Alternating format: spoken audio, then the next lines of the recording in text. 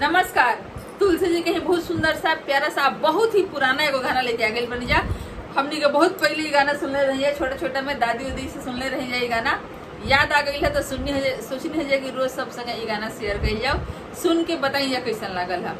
अंगनैया बीचे तुलसी लगाओ हरी, अंगनैया बीचे तुलसी लगायो हरी, जे हमरा तुलसी के जलवा चढ़ई है रामा, जे हमरा तुलसी के जलवा चढ़ई है रामा, जन्म जन्म सुखा पाई है हरी, अंगनैया बीचे तुलसी लगाओ हरी, अंगनैया बीचे तुलसी लगाओ हरी, जे हमरा तुलसी के फुलवा चढ़ई है रामा, जे हमरा तुलसी के फुलवा चढ़ई है रामा, गुलरी के जाई से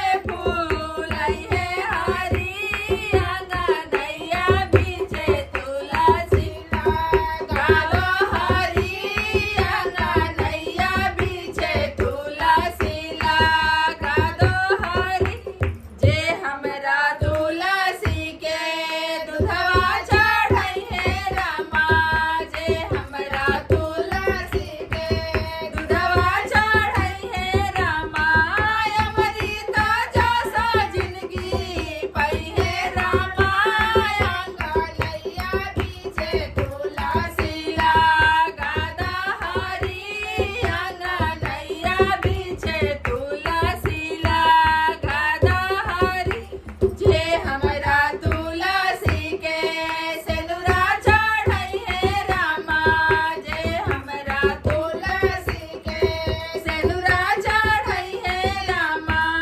जन्म जन्म हावता रही, अंगनैया बीचे तुलसी लगा दो हरी, अंगनैया बीचे तुलसी लगा दो हरी। धन्यवाद।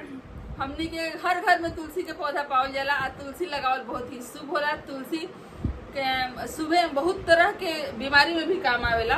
तुलसी के आपन आपन बहुत सारा गुण बा। और गाना हमनी के कैसन लगल ई बताई जा। गाना अच्छा लगे तो वीडियो के लाइक करी जा, चैनल पर नया बने जा तो सब्सक्राइब भी करी जा। धन्यवाद।